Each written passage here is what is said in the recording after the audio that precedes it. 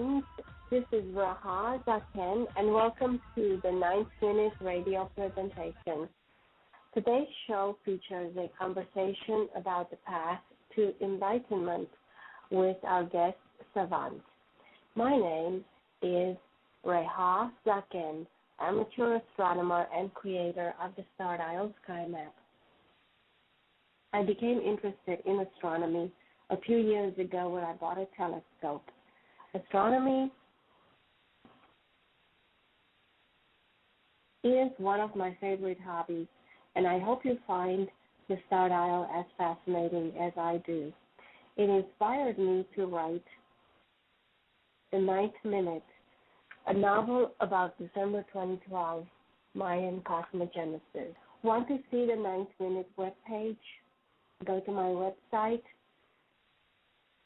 www.9thminute.com. One tidbit of astronomical information most people seem to know is their sun sign, but few people know what it actually means. Does your horoscope seem a little bit off? Does it seem to be written for someone else? Chances are it is. If you ask 100 people what their sun sign is, most of them will be able to tell you. But the fact is, they may not be correct. The Star Dial Sky Map shows the 13 constellations that form the ecliptic. My website, www.stardial.us, has a demo of the Star Dial Sky Map and information about this topic. I also have an application on the Google Play Market.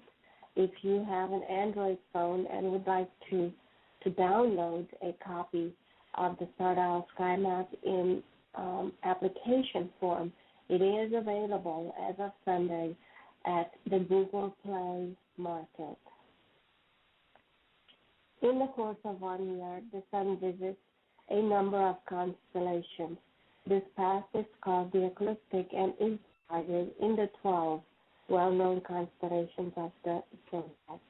As viewed from the Earth, the Sun really visits 13 constellations. The ecliptic runs exactly along the middle of the zodiac constellations, and a 13th constellation named Ophiuchus by ancient astronomers is between Scorpio and Sagittarius. Ignored by the horoscopes, the constellation of Ophiuchus between Scorpio and Sagittarius is the key to understanding the end of time. Ophiuchus here is crushing the serpent, Scorpio.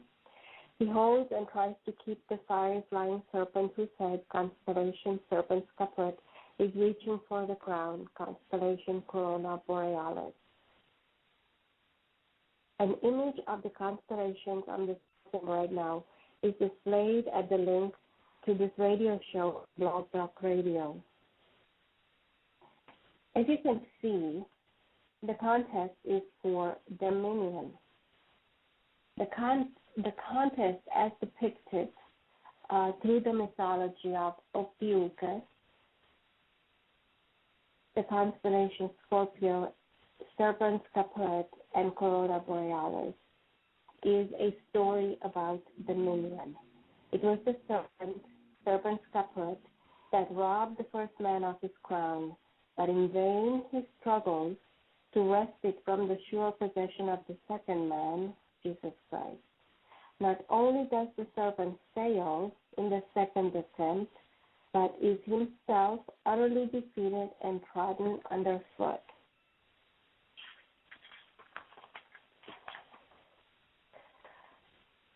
To view a demo of the sky map and how it works, navigate to www.stardial.us or on Google Play, keyword Star Dial. Enjoy, and let me know what you think of the Star Dial on my Facebook wall, Facebook.com/9thminute, or Twitter @rzaken. When the sun system was set up more than 2,000 years ago, the sun's path was divided into 12 equally spaced signs. Claiming that there are only 12 constellations, not 13, is similar to maintaining the Earth is flat. Are you an Ophiuchus? If you are, write me and tell me about yourself. The star dial is positive proof. The horoscopes label people incorrectly and are a false teaching. When we come back from a quick break, we'll discuss another topic. We are going to continue our conversation about the path to enlightenment. Our online guest, Savant, will be joining us, and we are going to talk about the cosmology of path to enlightenment. Thank you very much for listening, and I'm going to be right back. One astronomy tidbit most people seem to know is their sun sign. As viewed from the Earth, the sun passes in front of 13 constellations, not 12, during the course of 1 year. This path of the sun is called the ecliptic. The ecliptic runs exactly along the middle of the zodiac constellations and the 13th constellation named Ophiuchus, or the Serpent Bearer. When the sun sign system was set up more than 2,000 years ago, the sun's path was divided into 12 equally spaced signs. This simplification is the result of early astronomers' dislike of the number 13. Superstitions about the number 13 have been with us for thousands of years and still persist today. Claiming that there are only 12 constellations is similar to maintaining the Earth is flat. The sun is in front of the stars of Ophiuchus during the first half of December. About 1 person in 20 is an Ophiuchus, but few of them know it. Although overlooked by the zodiac, Ophiuchus, or the serpent bearer, is the god of medicine and always shown with a staff with a serpent around it. Star dials showing the 13 constellation boundaries are available in our store and also on eBay. Hello, everyone. Welcome back to my show, The 9th Minute. This is Reha Zaken, and this evening we will continue to examine the path to enlightenment with our guest, Savant. Hello, this is Reha. How you doing tonight? Hi, Savant. I am doing well, thank you. Everything sounds like ready to continue with where we maybe left off and add a little bit more from last week. Yes. To summarize for our listeners, we began our conversation talking about the Mayan cosmogenesis and their vision for the end times as pertaining to the evolution of the human race and our enlightenment and transcendence into a new era at the end of this year as we approach December 2012. And the conversation we had last time was about various paths to enlightenment. And I'm going to ask you if you would please very quickly summarize and bring us to the point where we're going to begin again today.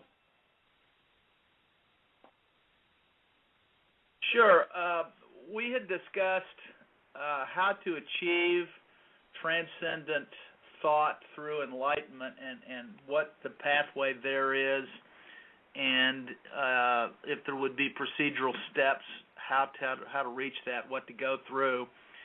And as I'd mentioned last time, first of all, you have to have a yearning desire to learn, have a teacher that will teach you the methodology to finally reach that transcendency, either through an enlightened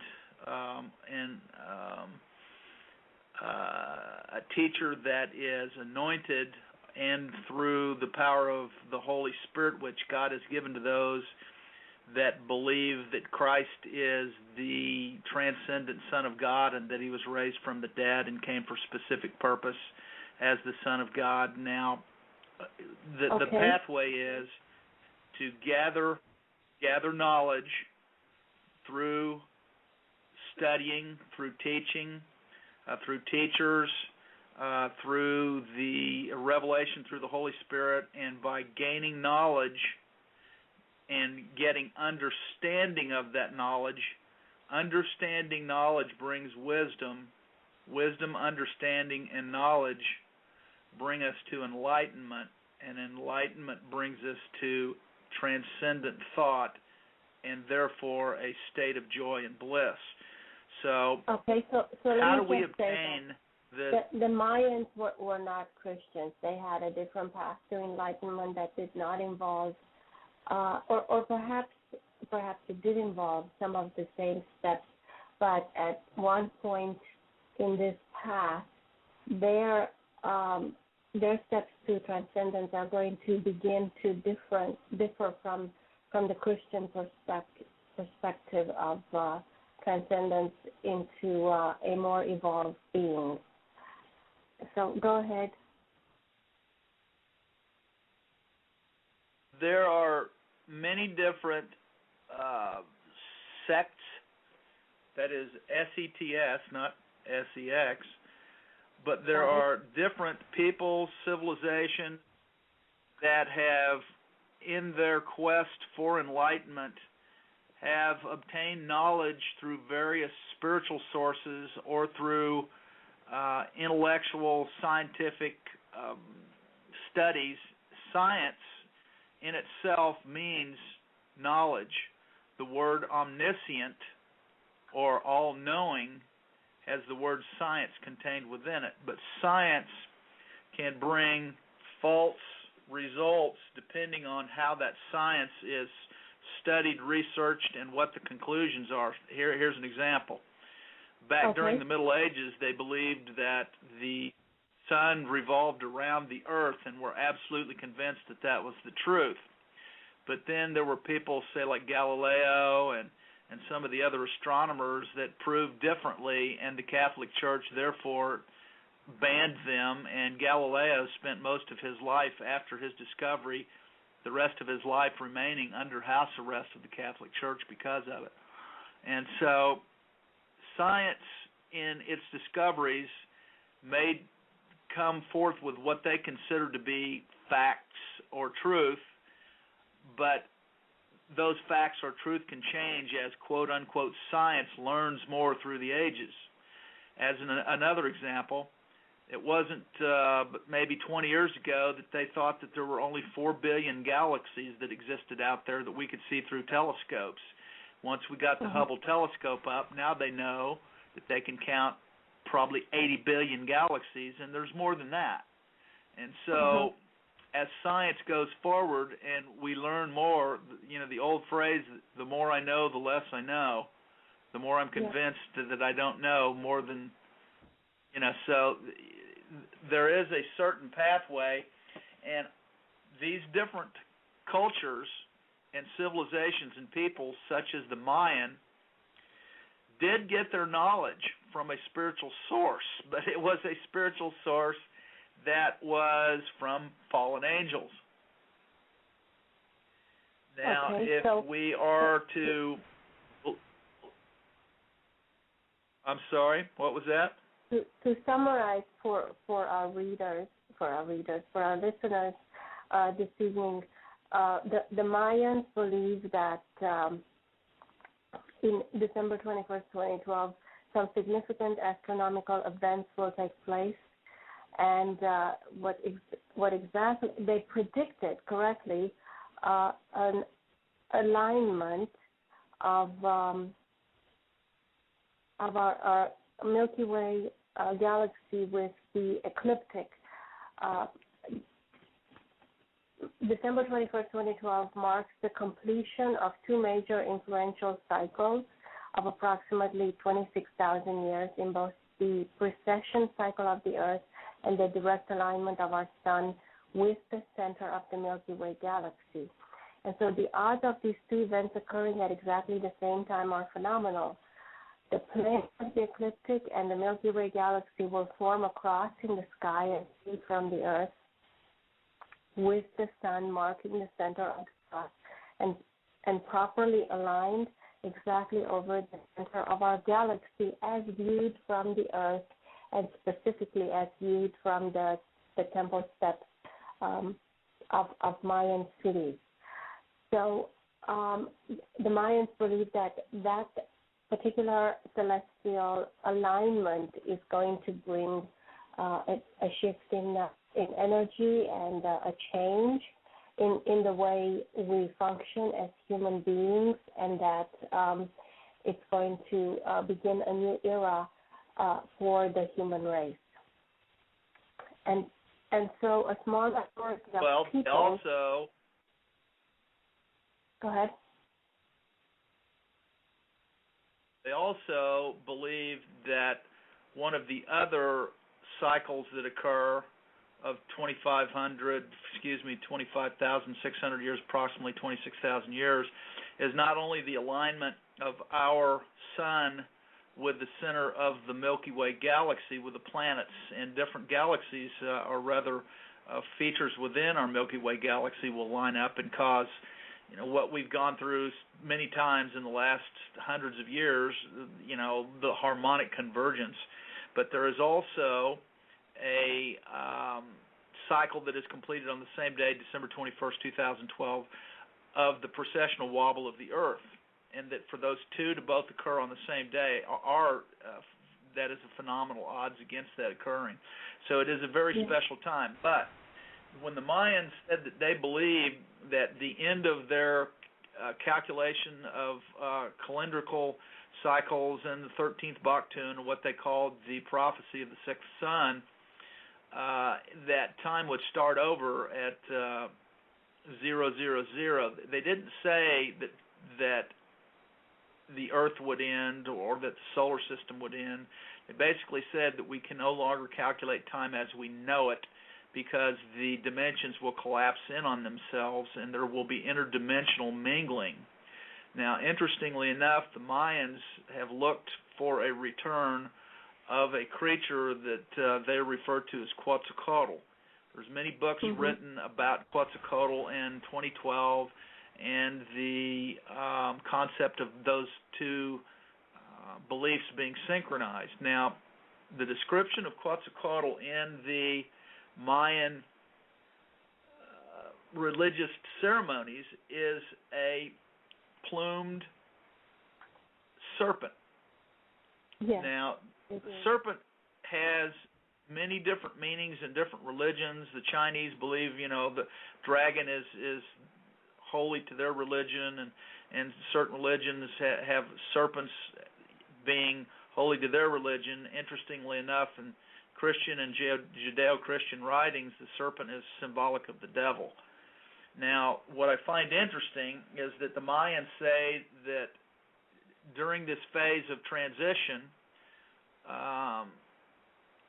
in the culmination and through the beginning of cycles leading into the December 21st, 2012, that there would be celestial and cosmic events that would occur, and that the gods from heavens would return to bring humankind to the next stage of evolution. Now, keeping in mind that description of Quetzalcoatl as a plumed serpent, we've discussed this before, but I'm going to read it again. In chapter 14 of Isaiah in the Old Testament of the Bible, it speaks of the indwelling of Satan into the Antichrist, who will rule during the period of tribulation, as spoken of throughout different books, but specifically in the book of Revelation. But in Isaiah chapter 14, verse 29, it says that out of the serpent's root shall come forth one whose fruit shall be a fiery flying serpent, which is very similar to the description of Quetzalcoatl, and is most likely, and I believe, is a description of a serpentine being or race that is in fiery flying craft. That's why it is referred to as a fiery flying serpent. Now, there are many people in studies of what they call alien ETs, that there are Greys and Nordics and reptilian creatures, etc., etc. And so there is dogmatic belief through different cultures that there are reptilian races.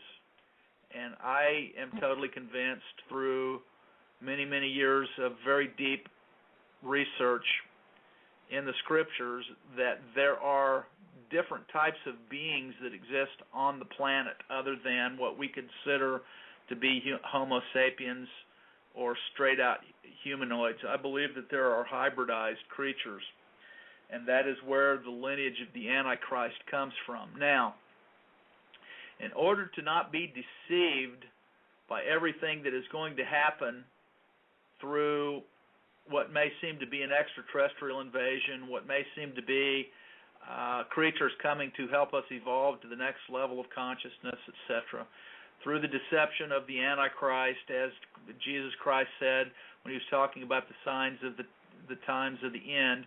He said, "Don't be deceived. There will be many that will come in my name," meaning Christ, claiming that they are Christ. There will be false prophets, false teachers, people that will deceive many through lying signs and wonders. So how do we maintain a level of consciousness to be able to discern what is the truth, what is not the truth, whether it be supernatural or not? Just because something defies the laws of what we consider to be nature or of physics and that they're considered to be supernatural does not necessarily mean that they are from God, meaning El Elyon, the Most High God. Well, I find it interesting that both the Mayans and the rest of us are striving towards enlightenment. We are all on the same path. We're all looking for a greater, more enlightened state of being. It seems that from the beginning of human time, there has been this attempt to evolve, this desire to progress, and both Western and Eastern cosmology are set up and geared towards showing us how to do so. Every culture on this planet has established a path to enlightenment, and they have outlined the steps to reach that place, and a specific process which they believe would lead one to become a more evolved and enlightened being. And as far as the Mayans, a small minority of people, because of the Mayans' significant astronomical predictions, believe that the year 2012 will bring cataclysmic events in human history. Of course, you have in our own cosmology change being preceded by cataclysmic events such as Armageddon and Apocalypse. And, how does Armageddon compare with Apocalypse? They're not the same event. Armageddon is the great consuming war to be fought among the people of the earth, and Apocalypse is the natural or supernatural cataclysm expected to come after Armageddon. So trying to oppose a natural catastrophe such as a volcano or earthbound comet is pointless. Many people predict that we're going to have to deal with such a cataclysmic event this year before the end of the year. But Armageddon is different. Of all the potential catastrophes, Armageddon is the only one we might have the power to prevent because it is a war. In the final crash between good and evil, some experts predict that at Armageddon, 2 to 3 billion people are supposed to perish.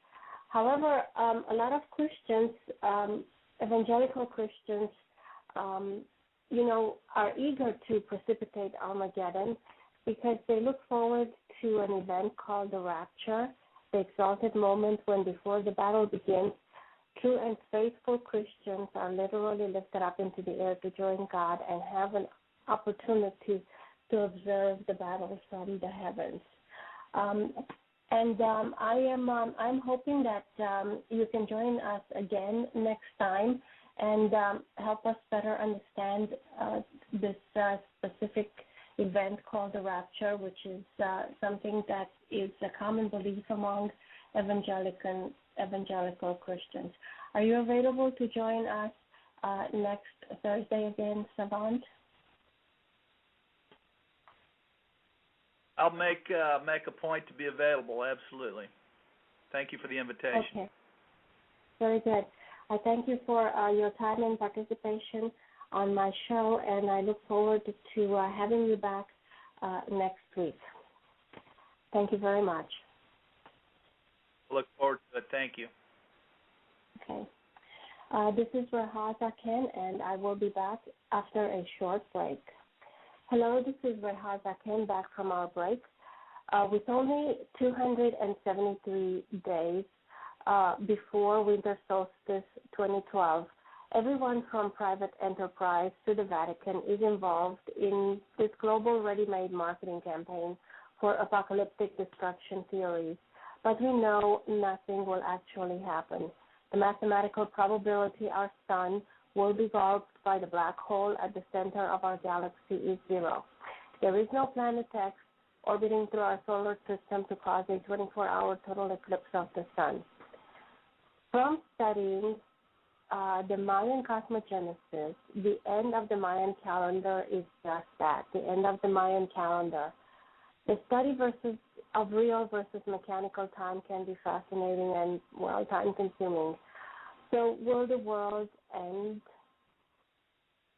December 21st is considered to be the completion of two major influential cycles of approximately 26,000 years in both the precession cycle of the Earth and the direct alignment of our sun in our solar system with the center of the Milky Way galaxy. The odds of these two events occurring are at exactly the same time are phenomenal. And with all that said, it is still highly unlikely anything will happen. As anticipated by scientists and astronomers, nothing will happen. In spite of all the theories that are prevalent at this time, and in spite of all the folks who want things to happen because they're unhappy, and maybe they want unhappy things to occur, according to science and astronomy, there is no celestial event that is going to perpetuate us into a new era or anything of cataclysmic proportions that we are anticipating to happen December 21st, 2012. So the answer is nothing will happen. However, a lot of people worry, and they ask themselves, what can we do? To feel better, the most important step you can take is to be aware that this is an issue, and it's an issue for a lot of people, and maybe take reasonable precautions to ensure that you, your family, your friends are safe and prepared. I think my listeners are the best. The 9th Minute radio show airs every Thursday night at 10 p.m. Central Time on Blog Talk Radio. This is Rehaza Ken. Until next time, wishing you a good night.